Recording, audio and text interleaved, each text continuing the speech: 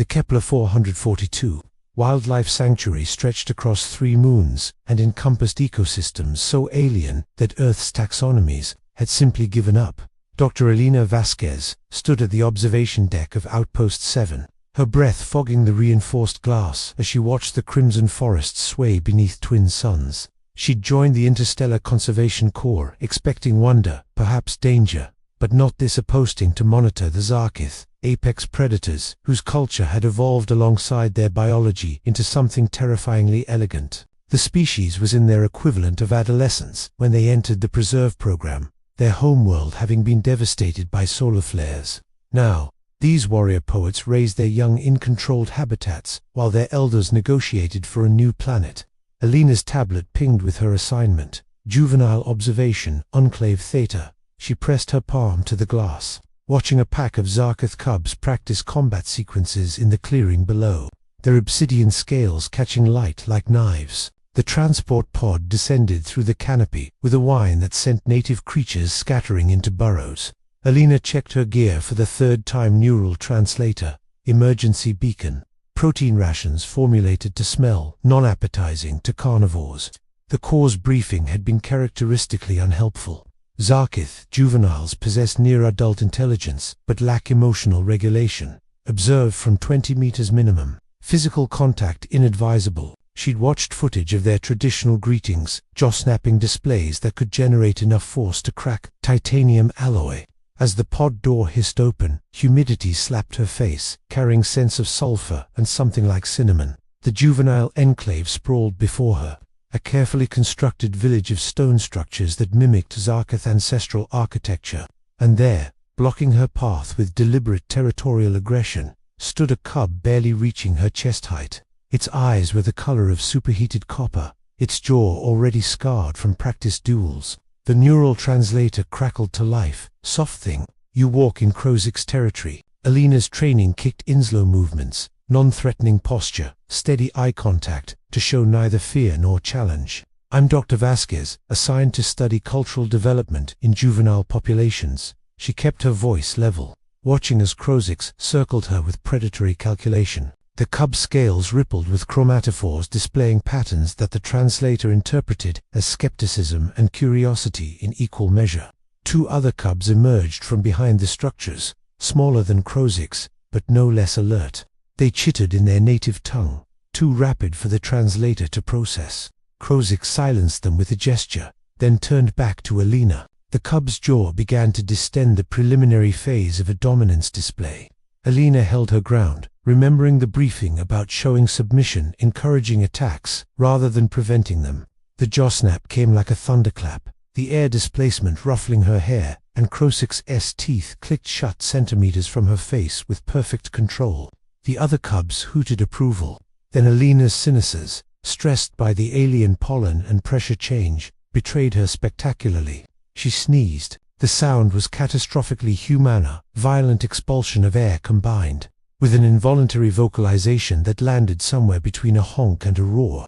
In the stunned silence that followed, Xar'keth's expression cycled through confusion, shock, and then something Alina's translator labeled as combat euphoria. The cub's rigid posture collapsed, and it made a sound like rocks in a tumbler. Laughter, the database confirmed, though nothing in human experience prepared you for a predator laughing. Xar'keth rolled onto its back, limbs twitching, the laughter building until the other cubs caught the contagion. Within seconds, all 3 juveniles writhed on the ground, and Alina stood frozen in bewilderment. "Did you?" Xar'keth gasped through the translator. "Did you just perform the breath strike of contempt?" The translator added a footnote explaining this was a legendary battle technique referenced in ancient Xar'keth warfare, supposedly capable of stunning enemies through sheer audacity. "I sneezed," Alina said weakly. "It's a reflex, involuntary." This sent the cubs into fresh paroxysms. Xar'keth eventually composed itself enough to stand, approaching Alina with new respect glimmering in those copper eyes. "You mock death itself with your soft thing battle cry," the cub announced solemnly. "I name your breath striker. You may observe us." Over the following weeks, Alina settled into an unprecedented rhythm of xenoanthropological research and accidental comedy. Xar'keth appointed itself her guide and translator for subtleties the neural device missed. The cub explained that Xar'keth society valued three qualities above all: strength, wit, and the ability to find humor in mortality. Somehow, Alina's sneeze had hit all three marks simultaneously. She learned that Xar'keth juveniles spent their days in structured combat training, philosophical debate, and collaborative hunts for the preserve's synthetic prey. They slept in communal dens, their body heat regulated by complex basking schedules. Each cub was assigned a mentor from the adult enclave, an elder who assessed their readiness for warrior status. Xar'keth's mentor was called Xar'keth, a scarred veteran who viewed Alina's presence with barely concealed disdain. The elder circled her during its first inspection visit, jaw clicking in the Xar'keth equivalent of a sneer. "This one teaches you?" it asked Xar'keth. "This soft thing without claws or scales?" Before Xar'keth could answer, Alina's allergies struck a violent wet sneeze that echoed off the stone structures. Xar'keth's scales flashed alarm patterns, and it leaped backward. The juveniles exploded with laughter. Xar'keth's chromatophores blazed with smug pride. News of the humans' battle technique spread through the preserve's Xar'keth population with mimetic velocity. Alina found herself receiving formal visitations from curious adults who wanted to witness the breath strike. She tried explaining the biological mechanism: irritated mucous membranes, immune response, basic mammalian reflexes, but the translator rendered her explanations in ways that sounded like mystic warrior wisdom. "She channels her life force through her facial cavities," one elder interpreted, "a discipline requiring decades of meditation." Another added sagely.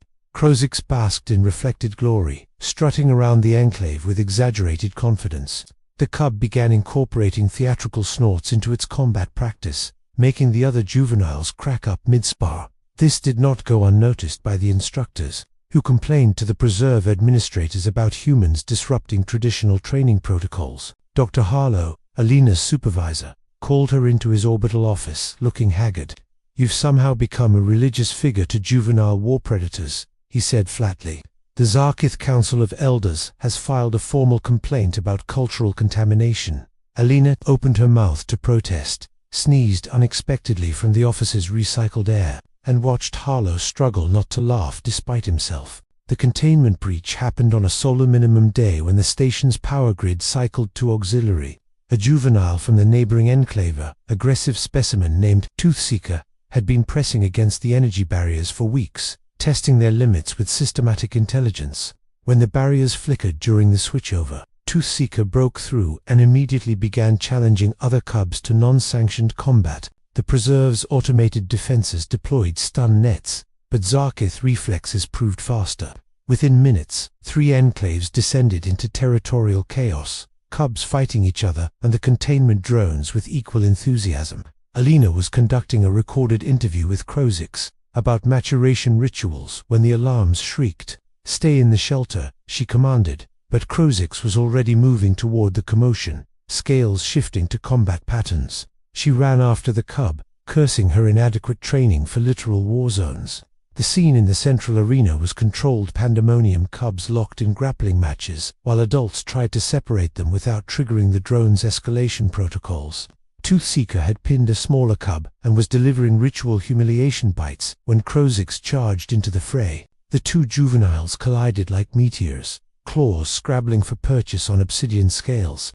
Alina shouted for them to stop, her voice lost in the cacophony of hissing, jaw snapping, and alarm klaxons. A stun drone targeted Xar'keth, its weapon spooling up.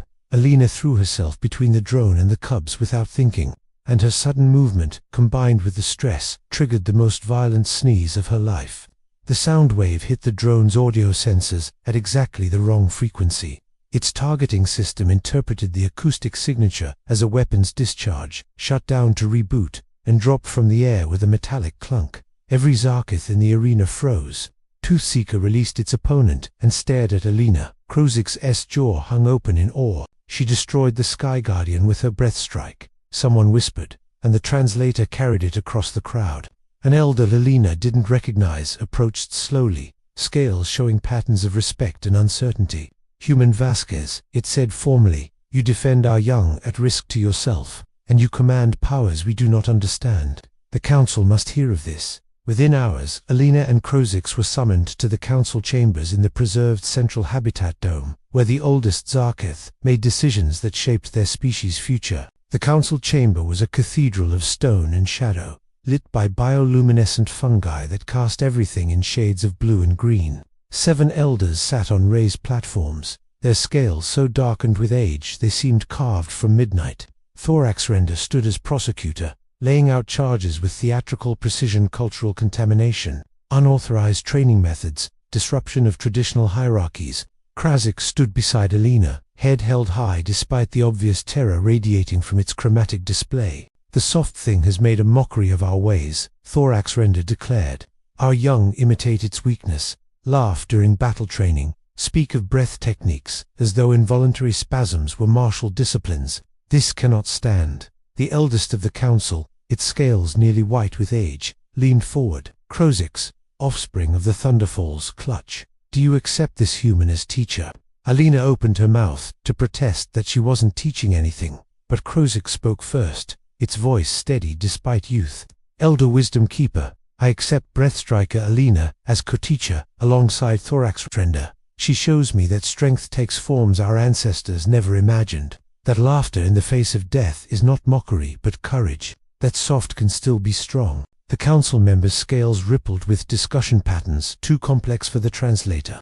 Alina felt sweat rolling down her spine despite the chamber's cool temperature. She'd never meant to challenge Xar'keth traditions, she was just a biologist with unfortunate allergies. But looking at Xar'keth's determined posture, the way the other juveniles had been sneaking into her observation sessions to ask questions about Earth and human culture, she realized something had shifted in ways the preserve's architects never anticipated. Species weren't meant to just coexist in the sanctuary, they were meant to change each other, learn from each other, become something new together. "I have a question," Alina said, her voice smaller than she'd like. The elders turned their ancient gazes on her. "Your people are warriors and poets, yes. You value strength and humor and wisdom. What I want to know is, when was the last time any of you laughed?" The silence stretched. Then Wisdom Keeper made a sound like grinding continental plats, a chuckle, rough from disuse. "The soft thing has teeth after all," the elder said. "Speak, human. You have earned words." Alina took a breath, felt her sinuses tingle, and desperately suppressed the sneeze that threatened. She would not become a meme again. "On Earth," she began, "we have a saying. The reed bends where the oak breaks. Your people survived solar apocalypse. You're rebuilding civilization in a sanctuary, alongside dozens of other refugee species. That takes flexibility, not just strength." She gestured to Xar'keth. "This cub and the others, like it, they're not abandoning your traditions, they're adapting them. Evolution isn't just biological. Culture evolves too, or it dies." Xar'keth's scales flashed angry reds. "You speak of death to those who have faced extinction." But Wisdom Keeper raised a claw for silence. "Let her finish." "I'm not trying to make Xar'keth more human," Alina continued. "But if our species are going to share this preserve, this galaxy, maybe we should learn from each other's strengths. You've taught me about honor in combat, about finding beauty in violence, about" the sneeze caught her mid-sentence, "explosive and utterly without dignity." Alina wiped her nose, mortified, and looked up to find all 7 elders shaking with laughter. Wisdom Keeper laughed so hard, its platform creaked. Even Xar'keth's scales showed grudging amusement, and Xar'keth, seeing the elders' reaction, began to laugh too. That rock tumbler sound that had started everything, now echoed by the most powerful members of the species. When the laughter finally subsided, Wisdom Keeper stood with effort, its ancient body still formidable. "I remember," it said quietly, "when our homeworld burned, we forgot how to laugh. We became all teeth and no joy, all strength and no wisdom." The elder looked at Xar'keth, then at Alina. "Perhaps the universe sent us soft things to remind us that survival requires more than scales and claws." The charges are dismissed. The council chamber erupted in discussion. Xar'keth stood stiffly, clearly unhappy but bound by the ruling. Wisdom Keeper descended from its platform, approaching Alina with slow dignity. "Human Vasquez, Breathstriker, teacher who does not teach you, have shown us something valuable. We propose an exchange. Your people have science and adaptation. Our people have warriors and tradition. Let us teach each other." Alina's mind raced with the implications. "You mean a formal cultural exchange program?" More, Wisdom Keeper said. Combat training for humans who wish to learn our ways. Philosophical instruction for Xar'keth, who wish to understand your sciences. And laughter, we must remember laughter. This is now tradition. The elder turned to Xar'keth. You, offspring of thunderfalls, will lead the first cohort. Choose your companions. Xar'keth's scales blazed with pride and determination. I choose Breathstriker Alina as co-instructor. The months that followed transformed the preserve in ways that rippled through the entire Interstellar Conservation Corps. Alina found herself teaching comparative biology to juvenile Xar'keth, who dissected Earth animal holograms with the same enthusiasm they brought to combat practice. In return, she learned Xar'keth movement disciplines that made her stronger and faster than any human exercise program had managed. Xar'keth proved to be a natural leader, organizing interspecies sparring matches where humans learned to read chromatic emotional displays and Xar'keth learned about mammalian stress signals. The cub even developed a new martial form called the breathstrike kutta, sequence of movements punctuated with sharp exhalations that was technically useless in combat but hilarious to perform. When other species in the preserve heard about the human Xar'keth program, applications flooded in. The crystalline Nexmoor wanted to teach their harmonic mathematics to human musicians. The aquatic Felsher needed human engineering perspectives on water reclamation. Suddenly, the preserve wasn't just a holding facility for refugee species, it was becoming something unprecedented. A crucible where different civilizations forged something entirely new. Dr. Harlow called Alina to his office again, this time with a promotion offer she couldn't have imagined 6 months ago. Director of Interspecies Cultural Integration. The celebration was held in the newly constructed Unity Plaza, an open space where environmental controls created zones suitable for different species' needs. Alina stood with Xar'keth at the ceremony center, both wearing formal attire, her in the Corps' dress uniform, the cub in traditional Xar'keth warrior regalia that marked it as an adult in training. Wisdom Keeper officiated, its speech translated into 17 languages. Today, we honor not strength alone, but the strength to change, the elder intoned. We honor the warrior who laughs, the scientist who learns combat, the cub who chose wisdom, and the soft thing who showed us that weakness is often disguised strength. Around them, dozens of species watched, some through cameras, others through biosuits, but all present for this moment. Alina felt emotion tightening her throat. She'd come to this preserve expecting to observe and record, to be a detached scientist cataloging alien behaviors. Instead, she'd become part of something larger, a bridge between worlds. As Wisdom Keeper spoke the closing words of the ceremony, Alina felt her nose tingle. No, she thought desperately, not now, not during the most important moment of my career. She tried to suppress it, but the sneeze built like a supernova. When it erupted, echoing across the plaza, there was a moment of stunned silence.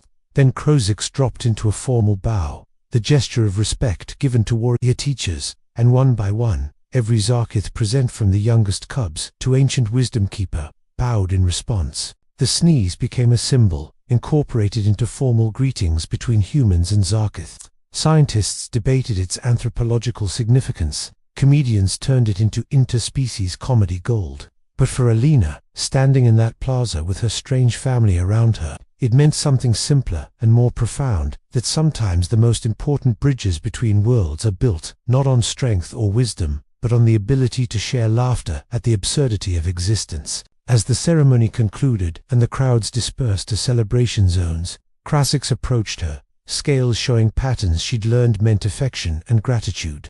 Teacher, the now adolescent, Xar'keth said quietly, when I lead my first war pack, you will stand beside me. Alina smiled, reached out, and placed her hand on the cub-scaled shoulder, gesture that would have been unthinkable during their first meeting. Always, she said, though I make no promises about the strategic value of my sneezing. Xar'keth's laughter rumbled like distant thunder, and in the twin sun's light, filtering through the plaza dome, Alina saw the future messy, complicated, occasionally ridiculous, but ultimately beautiful, and she knew she was exactly where she belonged.